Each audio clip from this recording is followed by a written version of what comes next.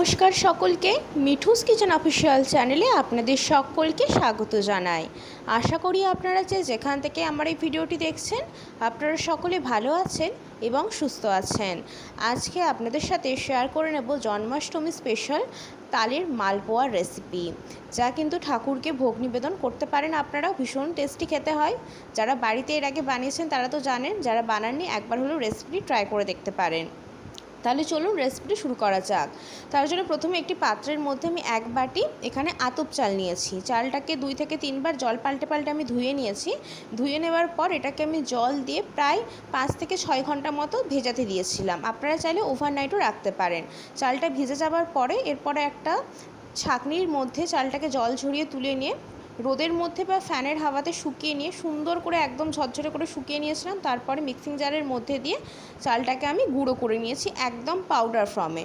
আপনারা যদি এত ঝামেলা বাড়িতে করতে না চান তো সেই ক্ষেত্রে প্যাকেট চালগুড়ি পাওয়া যায়, সেটা দিয়েও করতে পারেন। বাড়িতে করলে বেশি ভালো হয়। এরপরে আমি এখানে একটি বোল নিয়ে নিয়েছি, তার মধ্যে দিয়ে দিচ্ছি 2 বাটি সুজি। পরিমাণগুলো কিন্তু খেয়াল করবেন, সুজির পরিমাণ বেড়ে গেলে কিন্তু চালের গুঁড়ো বা দুধ আমরা যা যা এখানে দেবো সেগুলোর পরিমাণও কিন্তু বেড়ে যাবে। তো এখানে আমি দিয়েছি 2 বাটি সুজি। 2 বাটি সুজির জন্য এখানে আমি দিয়েছি 1 বাটি লিকুইড দুধ, মানে গাই দুধ। আমি এখানে খাঁটি গরুর দুধ ব্যবহার করেছি। দুধটাকে আগে থাকতে গরম করে নেওয়ার পরে ভালো মতো ঠান্ডা করে নিয়েছিলাম। সেই দুধটা দিয়ে আমি এখানে 10 মিনিটের জন্য সুজিটাকে, যাতে দুধটা টেনে যায় এবং সুজিটা ফুলে ওঠে, তো সেই জন্য রেখে দিয়েছিলাম ঢাকা দিয়ে। তারপর এখানে আমি ময়দা দিচ্ছি। ময়দাও এখানে আমি দিয়েছি 2 বাটি মতো, মানে এখানে 2 বাটি সুজির জন্য 1 বাটি দুধ দিলাম, 2 বাটি ময়দা দিলাম এবং 1 বাটি দিয়েছি কোরানো নারকেল। এখানে আমি ময়দা দিয়েছি, আপনারা চাইলে আটা ময়দা মিশিয়েও করতে পারেন, কোনো অসুবিধে নেই। এবং যে বাটি মেপে আমি সুজি ময়দা দিয়েছি সেই বাটিরই কিছুটা কম দিয়েছি চিনি। চিনিটা আপনারা মিষ্টি যেমন খেতে পছন্দ করবেন সেই মতো দেবেন। তারপরে দিয়েছি 1 চামচ পানমৌরি, তারপর দিয়েছি পরিমাণ মতো নুন এবং তালের যে পাল্প সেটা দিয়ে দিয়েছি। পাল্পের পরিমাণটা একটু বেশি রয়েছে যাতে করে টেস্টটা খুব ভালো আসে, সেই জন্য পাল্প আমি এখানে একটু বেশি পরিমাণে দিয়েছি। তারপরে সমস্ত উপকরণগুলোকে হাতে করে খুব ভালো করে মাখাতে হবে। এখানে কিন্তু কোনো হ্যান্ড উইস্ক ব্যবহার করলে হবে না বা হাতার সাহায্যে বা চামচের সাহায্যে মাখালে কিন্তু চলবে না। হাতে করে কিন্তু সমস্ত উপকরণগুলো মাখিয়ে নিতে হবে। পরে যদি আমাদের কোনো কিছু প্রয়োজন হয় তো সেই ক্ষেত্রে আমরা এখানে তালের পাল্প বা দুধ এখানে ব্যবহার করব। আগে সমস্ত উপকরণগুলোকে হাতের সাহায্যে খুব ভালো করে মাখিয়ে নিতে হবে। এই তালের মালপোয়া যারা বাড়িতে বানিয়েছেন এর আগে তারা জানেন কতটা সুন্দর খেতে হয়। আর যারা তালের খাবার খেতে পছন্দ করেন তাদের আশা করি এই মালপোয়াটা ভীষণ ভালো লাগবে। আর একটা কথা, এখানে যেহেতু তাল রয়েছে তো সেই ক্ষেত্রে আমি এখানে পাকা কলা ব্যবহার করিনি। সাধারণত মালপোয়া পাকা কলা ছাড়া হয় না, খেতেও ভালো লাগে না। যেহেতু এখানে তাল রয়েছে তো সেই ক্ষেত্রে এখানে পাকা কলা দিলে টেস্ট একদমই ভালো লাগবে না। যেহেতু এটা তালের মালপোয়া তো সেই ক্ষেত্রে এখানে আমি পাকা কলাটা ব্যবহার করিনি। খুব ভালো করে কিন্তু ব্যাটারটা মেখে নিয়েছি। এখানে কিন্তু আমার আর কোনো কিছু দেওয়ার প্রয়োজন পড়েনি। এইরকমই গাঢ় গাঢ় করে কিন্তু ব্যাটারটাকে আমি এখানে রেডি করে নিয়েছি। তারপরে আমার মনে হয়েছে ব্যাটারটা একটু বেশি গাঢ় হয়ে গিয়েছে, তো সেই ক্ষেত্রে এখানে আমি আরও 1 বাটি মতো লিকুইড দুধ দিয়েছি। যেহেতু ব্যাটারটা অনেকটা পরিমাণে গাঢ় হয়ে গেছিলো, সুজিটা আমি 10 মিনিট ঢাকা দিয়ে রেখেছিলাম। তো আপনারা যখন ব্যাটারটা তৈরি করবেন তখন আশা করি ব্যাটারটা তৈরি করার সময় বুঝতে পারবেন যে কতটা গাঢ় রাখতে হবে বা কতটা পাতলা রাখতে হবে। ঘনত্বটা আশা করি আপনারা নিজেরা বুঝতে পেরে যাবেন। তারপর এখানে আমি নর্মাল টেম্পারেচারে থাকা খাঁটি গরুর দুধ দিয়েছি। আপনারা চাইলে লিকুইড দুধও ব্যবহার করতে পারেন, যে প্যাকেট লিকুইড দুধ পাওয়া যায়। তো সেই ক্ষেত্রে এখানে প্রায় আমার পরে আবারও মনে হয়েছে এখানে আমি 1.5 বাটি মতো দুধ এখানে আমি দিয়ে সুন্দর করে ব্যাটারটাকে আমি পাতলা করে নিয়েছি। ব্যাটারের ঘনত্ব আপনাদেরকে দেখিয়ে দিলাম।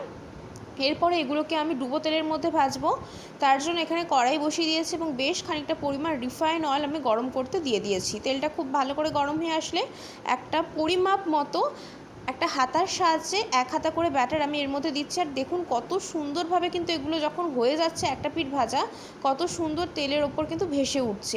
এত টেস্টি খেতে হয়েছিল, বাড়িতে না বানালে একদমই বিশ্বাস করবেন না। এবং পরিমাপটা না একটা রাখবেন, হয়তো যে কোনো একটা মাপের বাটি দিয়ে প্রত্যেকটা দেবেন, তাতে করে কী হবে প্রত্যেকটা শেপ একই রকম হবে, বা কোনো হাতার সাহায্যে একই রকম দেবেন, তো এতে করে প্রত্যেকটা শেপ কিন্তু মালপোয়ার একই হবে। প্রথমেরটা কিন্তু ভাজা হয়ে গিয়েছে, 2 দিক উল্টে পাল্টে আমি এখানে ভেজে নিয়েছি। তার জন্য এখানে আমি একটি পাত্রের মধ্যে তুলে নিলাম। সেম পদ্ধতিতে আমি এখানে গ্যাসের ফ্লেমটা লো টু মিডিয়ামে রেখে এখানে সুন্দর করে দিয়ে দিচ্ছি 1 হাতা ব্যাটার। তারপরে খানিকক্ষণ অপেক্ষা করতে হবে। খানিকক্ষণ পরেই দেখবেন যে একটা দিক যখন ভালো মতো ভাজা হয়ে যাবে, মালপোয়াগুলো কত সুন্দরভাবে কিন্তু তেলের ওপর ভেসে উঠছে। দেখুন কত সুন্দরভাবে তেলের উপর ভেসে উঠছে। একদম ফুলকো ফুলকো হয়েছিল, প্রচণ্ড নরম। যারা সেইভাবে দাঁতে জোর নেই বা দাঁত নেই তারাও কিন্তু খেয়ে নিতে পারবে, এতটা নরম এবং সফট হয়েছিল এই মালপোয়াগুলো। জন্মাষ্টমী স্পেশাল এই রেসিপি আজকে আপনাদের সাথে আমি শেয়ার করেছি। জন্মাষ্টমী স্পেশাল এই রেসিপি আপনারা চাইলে বাড়িতে নর্মালও বানাতে পারেন, এমনিতেও নিজেরাও বানিয়ে খেতে পারেন, ভীষণ টেস্টি হয়। আর যাদের বাড়িতে গোপু সোনা রয়েছে তাদের গোপুকেও বানিয়ে দিতে পারেন, ভোগ নিবেদন করতে পারেন, ভীষণ সুন্দর হয়। আর আমাদের শ্রীকৃষ্ণের তো তালের খাবার ভীষণ পছন্দ। তো আশা করি আপনাদের আজকের রেসিপিটি ভীষণ ভালো লেগেছে। আমি এখানে প্রত্যেকটা মালপোয়া সেম পদ্ধতিতে ভেজে নিয়েছি। প্রত্যেকটা মালপোয়ায় কিন্তু একইভাবে গ্যাসের ফ্লেমটা লো টু মিডিয়ামে রেখে ভেজে নিতে হবে। আজকের রেসিপি আপনাদের কেমন লাগলো অতি অবশ্যই করে কমেন্ট করে জানাবেন। যদি ভালো লেগে থাকে তাহলে অবশ্যই করে আমার চ্যানেলটিকে সাবস্ক্রাইব করে দেবেন। লাইক শেয়ার কমেন্ট করতে ভুলবেন না। আর যদি এরকম নিত্য নতুন রেসিপি পেতে চান তাহলে অবশ্যই করে আমার চ্যানেলটিকে সাবস্ক্রাইব করে দিয়ে আমার চ্যানেলের পাশে থাকার অনুরোধ রইল। তারপরে এখানে আমি কিন্তু অনেকগুলো মালপোয়া আপনাদের সাথে কথা বলতে বলতে এখানে ভেজে নিয়েছি। প্রত্যেকটা মালপোয়ায় কিন্তু একদম ফুলে টইটুম্বুর হয়ে গেছিলো। দেওয়ার সাথে সাথে কোনো হাতা বা খুন্তির সাহায্যে নাড়াচাড়া করবেন না, খানিকক্ষণ অপেক্ষা করবেন। দেখবেন একটা দিক যখন সুন্দর করে ভাজা হয়ে যাবে তখন কিন্তু এগুলো আপনা হতেই তেলের ওপর ভেসে উঠবে, তখন অপর দিকটা পাল্টে দেবেন। প্রত্যেকটা মালপোয়া এত সুপার সফট হয়েছিল যে কি বলবো। সুজিটা অতি অবশ্যই করে 10 থেকে 15 মিনিট ভিজিয়ে রাখার চেষ্টা করবেন, তাতে করে মালপোয়াগুলো ভীষণ নরম হয়, খেতেও বেশ ভালো লাগে। এমনকি এগুলো ঠান্ডা হয়ে যাবার পরও 5 থেকে 6 ঘন্টা পরও কিন্তু নরম থাকে। এমনটা না যে ঠান্ডা হয়ে যাবার পর চিমড়ে হয়ে যায়, চিবোতে অসুবিধা হয়, শক্ত হয়ে যায়, এমনটা কিন্তু একদম না। আমি যে পরিমাপগুলো দিয়েছি এর মধ্যে সুজি, ময়দা, চিনি, দুধ, কোরানো নারকেল, সেই পরিমাণগুলো কিন্তু মাথায় রাখবেন। সুজির পরিমাণ বাড়লে কিন্তু সমস্ত কিছুর পরিমাণই বাড়বে। রেসিপি কেমন লাগলো কমেন্ট করে জানাতে কিন্তু একদম ভুলবেন না।